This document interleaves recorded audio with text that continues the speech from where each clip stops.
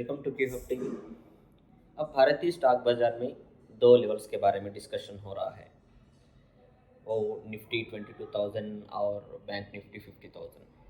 क्या 2022-24 से पहले निफ्टी और बैंक निफ्टी ये दो लेवल्स को छूने की संभावना है या नहीं? अगर देखें तो हाँ, जिस तरह का मार्केट अब चल रहा है, जिस तरह के डोमेस्टिक यूज़ या जिस तरह के ग्लोबल मार्केट्स का बिहेवियर, ये इस सारे चीज़ों को ऑब्जर्व करने के बाद मे बी निफ्टी 22,000 और बैंक निफ्टी 50,000 नहीं, एटलीस्ट 48,500 या 49,000 जाने की संभावना तो दिख रहे हैं। क्या है इस रैली के पीछे? क्यों अपने भारतीय स्टॉक बाजार हो या यूएस स्टॉक मार्केट्स हो इतना क्यों दौड़े हैं स्पेशली लास्ट वीक में? वो तो हम पिछले 1.5 ईयर या 2 ईयर से जो डिस्कशन बार बार हो रहा था, जो फेड इंटरेस्ट रेट्स हाइक के बारे में। सो हर फेड एफओएमसी मीटिंग में हमको एक हाकिश स्टांस ही आ रहा था जेरोम पावेल से। अ, इस बार कुछ सरप्राइज तो नहीं कह सकते, क्योंकि हम जो इंटरेस्ट रेट हाइक्स तो इस बार नहीं होते। इस बार भी जो इंटरेस्ट रेट है 5.25 से लेके 5.50 का जो इंटरेस्ट रेट है, बेंचमार्क इंटरेस्ट रेट, वो तो ठीक ठाक, कुछ छेड़छाड़ नहीं होगी कि ऐसा कुछ हम मार्केट्स में एक्सपेक्ट करे थे। वो तो मार्केट्स ऑलरेडी डिस्काउंट करके है और फैक्टर्ड इन भी है। लेकिन जो फेड मीटिंग के बाद जो वो लोगों का इंटरप्रिटेशन था, उसके बेस करके इंडियन स्टॉक मार्केट हो या यूएस स्टॉक मार्केट के इंडिसेस में एक तेज़ी देखे हैं। वो क्या है? तो पावेल ने एक इंडिकेशन दिया है कि 2024 में रेट कट्स होने की संभावना है। वो एक नहीं, 2 से 3 रेट कट्स हो सकते हैं 2024 में। एक गुड न्यूज़ था मार्केट के लिए। और एक चीज़ भी उन्होंने क्लियरली मेंशन करे हैं उनके प्रेजेंटेशन में, वो है अगर नेक्स्ट डिस्कशन अगर एफओएमसी मीटिंग्स में अगर करें तो वो डिस्कशंस रेट कट के बारे में ही हो सकता है। वो एक न्यूज़ पॉजिटिव नोट पे वर्क करा है मार्केट के लिए। और एक भी उन्होंने एक इंडिकेशन दिए थे, रेट कट्स करने के लिए यूएस में रिसेशन आने की ज़रूरी नहीं है। सो ये 3 न्यूज़ समराइज करके जो यूएस मार्केट के डाउ और S&P 500, नास्डॉक और यहाँ के इंडिसेस निफ्टी और बैंक निफ्टी ऊपर की साइड चलना शुरू किए हैं। सो एक मेन रीज़न था, हम तो रैली जो 3 स्टेट्स के रिजल्ट्स आने के बाद में भी इंडियन स्टॉक बाज़ार में एक रैली देखे हैं। उसके बाद थोड़े डोमेस्टिक यहाँ का इन्फ्लेशन डेटा में भी कुछ नरमी देखे हैं। मीन्स जो मार्केट एक्सपेक्ट करा था उसके आसपास ही था अपना इन्फ्लेशन। और उसके बाद यूएस का इन्फ्लेशन भी ठीक ठाक ही था। यूएस का जॉब डेटा भी कुछ पॉजिटिव। ये सारे न्यूज़ों की वजह से कुछ दिनों से तो एक रैली हम यूएस मार्केट्स में देख रहे हैं और इंडियन स्टॉक मार्केट में भी एक रैली देखे हैं। लेकिन इसमें जो रैली में एक तेज़ रफ्तार हम तो फेड मीटिंग के बाद ही हम देखे हैं। और इसके अलावा कौन से चीज़ फैक्टर्स हमको सपोर्ट करे हैं कि ऊपर के लेवल जाने के लिए? तो वो तो हम देख रहे हैं, एफआईएस का रिटर्न तो बहुत स्ट्रांग हो गया है। पिछले कुछ दिनों का वही प्रॉब्लम था, लास्ट 2 to 3 मंथ्स में जो एफआईएस की लगातार सेलिंग हो रही थी। लेकिन नवंबर और दिसंबर में भी और जो एफआईएस की बाइंग हो रही है, जो फॉरेन इनफ्लोस हम हमारे इक्विटी मार्केट में कंटिन्यूस आ रहे हैं। अगर स्टैटिस्टिक्स देखें तो अभी तक लास्ट वीक में 18,000 करोड़ का पैसा, एफएस का पैसा अपने इंडियन इक्विटी में आया है। ये बाज़ार के लिए एक अच्छी ट्रिगर बना था।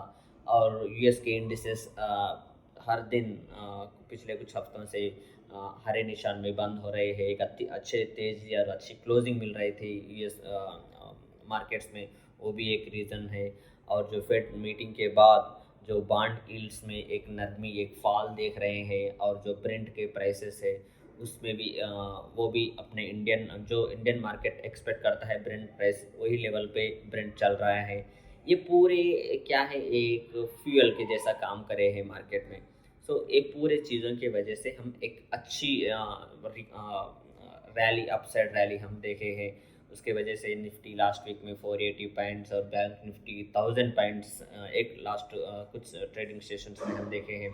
और इम्पॉर्टेंट और एक इंडेक्स जो इंडियन इकोनॉमी और इंडिया की ग्रोथ को इंडिकेट करता है, सेंसेक्स, वो तो 71,000 मार्क, 70,000 का टारगेट था। अब वो 71,000 मार्क जो माइलस्टोन है, की माइलस्टोन इंडियन मार्केट की अगर माइलस्टोन्स में ये 71,000 एक है।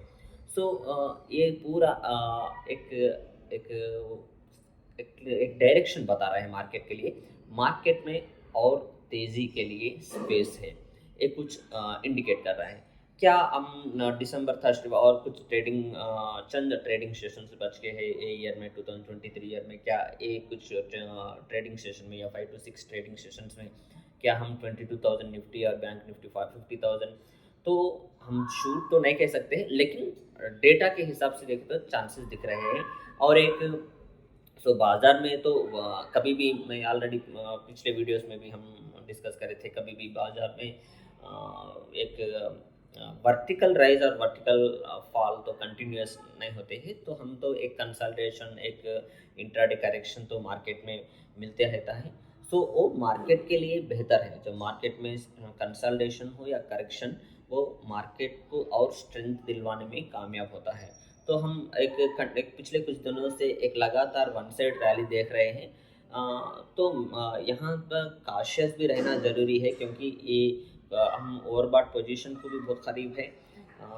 तो मे भी हो सकता है एक करेक्शन भी आ सकता है मार्केट में, लेकिन अंडर टर्न तो बुलिश है मार्केट का। तो नेक्स्ट वीक में कौन से लेवल अगर देख, अभी तो रेसिस्टेंस लेवल्स तो हम यहाँ पर सजेस्ट नहीं कर सकते हैं, क्योंकि ये साइकोलॉजिकल लेवल्स है, लेकिन टेक्निकल रेसिस्टेंस लेवल्स अब निफ्टी और बैंक निफ्टी के लिए नहीं है, क्योंकि हर लेवल अब नया लेवल ही है निफ्टी के लिए और बैंक निफ्टी के लिए। ऊपर की तरफ खुला आसमान है, तो मार्केट इधर भी जा सकता है। अपन एक सपोर्ट को सजेस्ट कर सकते, लेकिन रेसिस्टेंस को हम तो एक्यूरेट प्रिडिक्ट नहीं कर सकते हैं। हाँ, यहाँ ए वीडियो में मैं कुछ ट्राई करा है पिवोट इंडिकेटर्स के हेल्प लेके, जो अब सपोर्ट, निफ्टी का सपोर्ट हमको 21,354 के पास है। उसके बाद 21,241 और 21,208 और 21,133, ये निफ्टी के लिए अगले हफ्ते सपोर्ट के जैसा काम करने वाले हैं। तो बड़ा सपोर्ट तो 21,034। जब तक मार्केट 21,034 के ऊपर रहता है, यहाँ पर अपसाइड रैली के लिए और हम ट्रेडर्स और इन्वेस्टर्स तैयार रहना है। जितने भी डिप्स हमको 21,000 के ऊपर मिलते हैं, वो वहाँ पर हम खरीदारी के लिए सलाह देते हैं।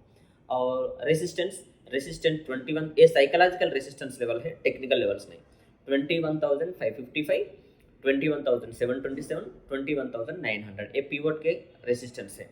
अगर 21,555 के ऊपर अगर क्लोजिंग अपने निफ्टी को अगर मिले, तो हम शार्प अपसाइड मूव फिर एक बार देख सकते हैं। वो 21,727 और 21,900 तक भी ले सकता है। सो बैंक निफ्टी से सपोर्ट 47,950, 47,874 और 47,729, 47,531, ये बैंक निफ्टी के लिए सपोर्ट के जैसा काम करने वाले हैं नेक्स्ट वीक। बैंक निफ्टी का रेसिस्टेंस ये भी ऊपर के साइड खुला आसमान है, 48,400, 48,858, 49,315, ये बैंक निफ्टी को रेसिस्टेंस के जैसा काम करने वाले हैं। सो ये है नेक्स्ट वीक के निफ्टी और बैंक निफ्टी के support and resistance level. Global cues कुछ है नेक्स्ट, अब तो कुछ ग्लोबल क्यूज जो मार्केट को इन्फ्लुएंस करते से ग्लोबल क्यूज तो नहीं है। सो एज यूजल जो साइक्लिकल क्यूज है वही बच के हैं। जो एग्जिस्टिंग होम सेल्स और न्यू होम सेल्स का डेटा नेक्स्ट वीक यूएस में आने वाला है, और जो पर्सनल स्पेंडिंग और पर्सनल इनकम लेवल्स का डेटा भी नेक्स्ट वीक हम यूएस मार्केट्स में एक्सपेक्ट कर सकते हैं। और year on year data PCE का डेटा हम नेक्स्ट वीक में एक्सपेक्ट कर सकते हैं। सो बाजार में तो मैं यहाँ पर एक सजेस्ट कर रहा हूँ, थोड़ा काशियस मूड में ही रहना है यहाँ पर ट्रेडर्स एंड इन्वेस्टर्स, क्यों तो मार्केट तो बहुत कुछ चल चुका है, लेकिन है स्पेस। मैं ये नहीं कह सकता हूँ कि अब तो करेक्शन ही एक फिर 1000 2000 का करेक्शन हम देखते, वैसा मैं नहीं कह रहा हूँ। लेकिन शॉर्ट टर्म के लिए एक कंसल्टेशन या एक करेक्शन तो बाजार दे सकता है, लेकिन वो करेक्शन में आप सही लेवल पे फिर एक्यूमुलेट करने के लिए मैं यहाँ पर सजेस्ट कर रहा हूँ। हाँ, अगर कुछ रिवर्सल साइंस अगर दिखे तो मार्केट में, तब अपने अपने पोजीशंस को हल्की करने के लिए भी यहाँ पर सजेस्ट मैं कर रहा हूँ। बट फाइनली हम और ऊपर के साइड निफ्टी और बैंक निफ्टी जाने के लिए अभी भी तैयार है। सो ये है आज के वीडियो। Thank you.